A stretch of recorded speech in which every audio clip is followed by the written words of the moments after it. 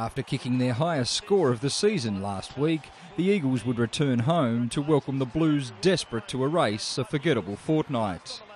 A victory for the home side would see them rise from the bottom of the ladder, whilst the Carlton finals chances were on the line with the club firmly in the spotlight. Perfect conditions greeted the players at Subi, and it was the Eagles who drew first blood. Turnover here, strike, kicks the goal. Jared Waite would return serve for the Blues against the Tide. As the Eagles controlled the early momentum, it was last week's hero Mark LeGras who was again the go-to man. His first for the evening, a contender for goal of the year. Oh, surely not. LeGras, magnificent! Oh, he knew what he was doing, and that is class personified. The spectacular turned to regulation as Brad Ebert slotted the Eagles third. 6 goals this season for Brad Ebert, and that's number 7. But right on the quarter-time siren, Jeff Garlett found some space and kicked accurately to claw one back. And that's a very, very vital goal.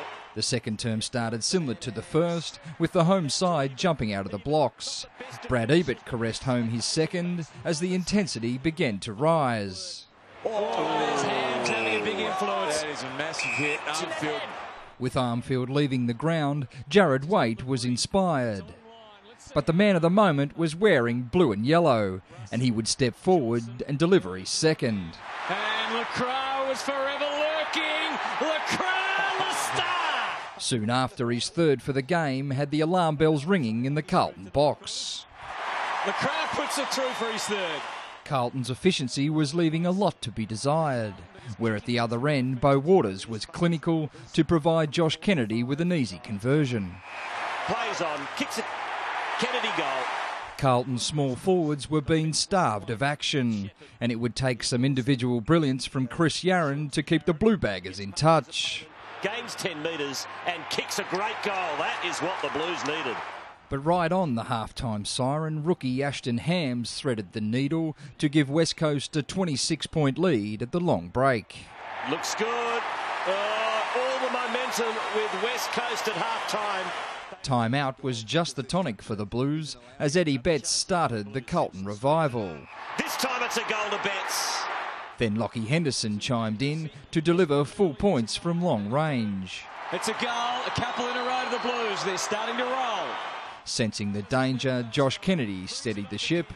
He can waltz into goal and ran through another one for the Eagles. But it was not for long as the Blues started to smell blood. Chris Judd providing the inspiration with a trademark goal. The skipper loads up, and that is just a superb finish. Chris Yarran booted his second, and through an avalanche of possession, Carlton were pressing hard. Mark Murphy collected the crumbs to put the Blues in front for the first time.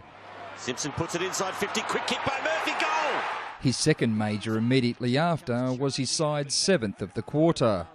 Brett Ratton's men were dominating proceedings as they had turned a 26-point deficit at half-time into an 11-point lead at the last change. Last man standing, Murphy. They can rifle it between them, and Murphy, it's another dagger into the heart of the Eagles. When Sean Hampson dropped one over the goal umpire's hat, the Blues had kicked 9 of the last 11 goals. West Coast woes continued to grow, with Andrew Strike leaving the ground on a stretcher after a courageous attack at the football. That is enormous character from young Strike. Yeah, brilliantly said, Lloydie.